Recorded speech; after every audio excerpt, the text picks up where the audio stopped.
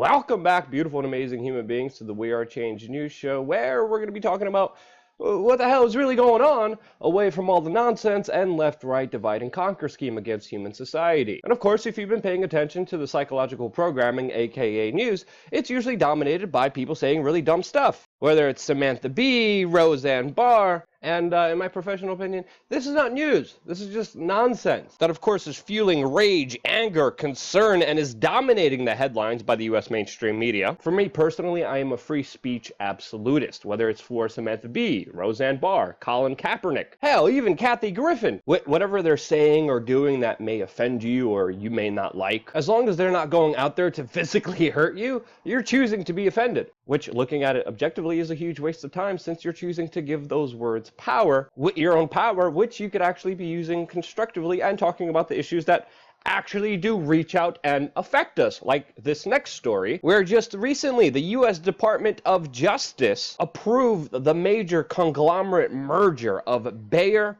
and Monsanto in a $66 billion takeover deal, which some people have characterized to a very similar situation that unfolded in the movie Infinity Wars, where Thanos gets more Infinity Stones and is one step closer to wiping out half of all conscious beings in the entire galaxy. And you know, there's some things to worry about here. Since Bayer doesn't have the best record for ethical business practices, has been charged millions of dollars in fraud cases, and with full knowledge for the sake of profit, knowingly spread the HIV infection and AIDS all around the world, you know, for a good profit, which is now one combined entity with the corporation that is best known for giving the U.S. government chemical biological warfare weapons like Agent Orange that the U.S. government used during the Vietnam War, where 4.8 million Vietnamese people were affected, and according to some estimates, hundreds of thousands of people died, and leaving a generation born with horrible birth defects. And they're also known for helping create a lot of farmer suicides and effectively lobbying the US government so they could do whatever the hell they want. So in conclusion, with my own thought pattern, and I may be crazy for thinking this, but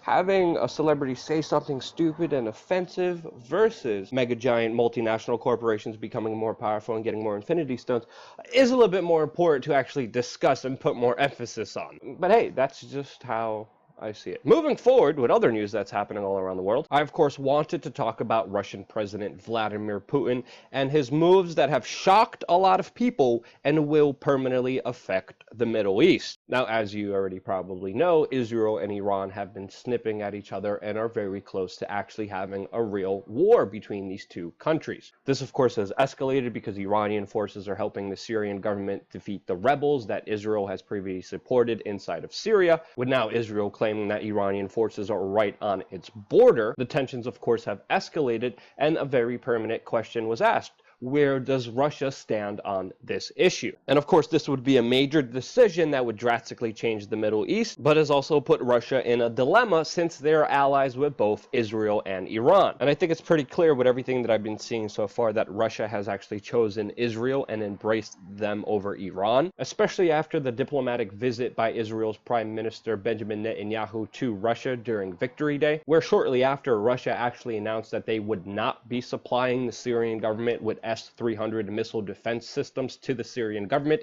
and now Moscow is issuing statements that all foreign forces, including the Iranian forces, need to leave Syria. This, of course, has left Iran shocked. This, of course, has triggered a fierce reaction in Iran, with even some politicians debating whether Moscow can even be trusted any longer. And this is, of course, because Iran and Russia have been longtime economic and trading partners and have been fighting alongside each other against the Syrian rebels, which Israel has actually been on the opposite side of the fighting, supporting the rebels and fighting the Syrian government. Which, of course, is why a lot of people are speculating that there was a bigger deal made here between Israel and Russia for the future of the Syrian territory. The president of Syria responded and said that Iran has no military presence in Syria except as advisors. And, of course, many people are characterizing these moves as Putin ditching Iran keeping Israel happy in order to save his victory inside of Syria. The big question now is whether Iran will withdraw some of its forces from Syria or not, and that is going to be a very difficult decision for Iran to make, since it also puts them in a very difficult situation. Now, Vladimir Putin also issued another statement saying that with the recent victories that have been happening inside of Syria,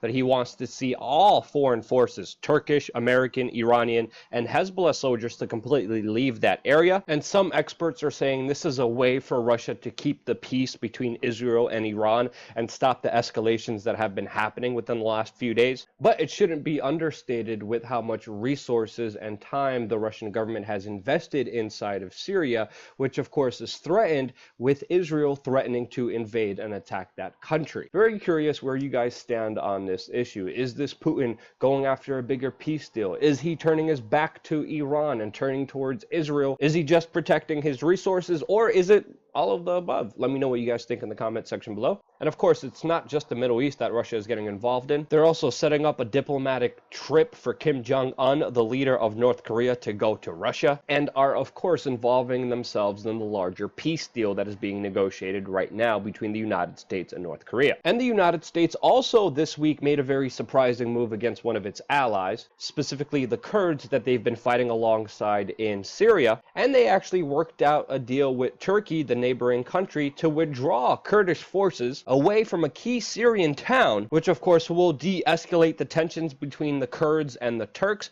but also has many Kurds disappointed in this major decision. The Syrian government also recently threatened to use force against the Kurds, with Syrian President Bashar al-Assad saying, quote, "Trump is the animal," and that Americans should leave his country now, as he is vowing to retake territory which is now being held by the US-backed rebels, specifically the Kurds. And with that news, the United States is responding by establishing new military bases with their allies, the United Kingdom and France, inside of northern Syria, which of course is supported by its Kurdish majority proxy army, which of course is the complete opposite of what the Syrians and Russians are asking to happen in that country. This will only foster more conflict in the region, which looks like it won't be going away anytime soon. And definitely not under Donald Trump, who of course is expanding the war on terror and drone use, with some people saying he should change America first to drone first as his policy. And if you look at his current record as US president, he has definitely followed the neoconservative protocol, and sadly only indebting this country more in a failed war on terror that's creating more terror. Just like anything the US government declares war on, that seems to expand and rise in atrocities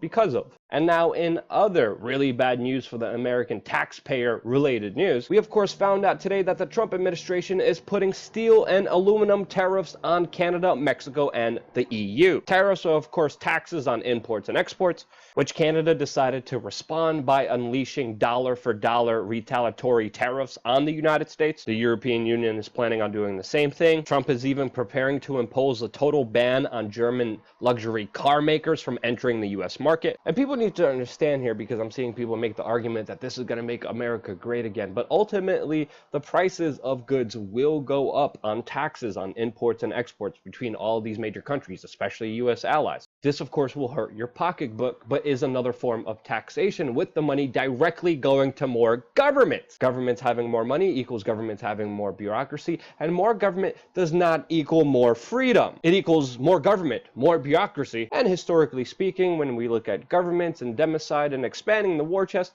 that's usually not a good idea. But hey, that's just my opinion that of course you will not hear on the controlled mainstream media, which we're seeing the same scripted talking points being written about, being talked about, almost identically no matter what the news organization is, since predominantly 6 conglomerates control the majority of what we see and hear on all media consumptions, which shows you how a very few people could control the narrative discussions and easily control the press, and at the same time fearmonger you for more enslavement, since, you know, historically speaking, we are at a 50-year low in the United States for gun gun homicides. But if you've been watching the news, you probably would believe the opposite of that, keeping you fearful and unaware of what's actually happening in this world, and at the same time doing a huge disservice, which another YouTuber, Philip DeFranco, brought up yesterday, where he brought up the very important topic of how the mainstream media keeps idolizing, promoting, highlighting, and making famous a lot of these psychologically crazy people who go up and shoot up schools, like the Parkland shooter, who in their own video, which the mainstream media was running all day long yesterday, in his own cell phone video, was talking about how famous he was going to be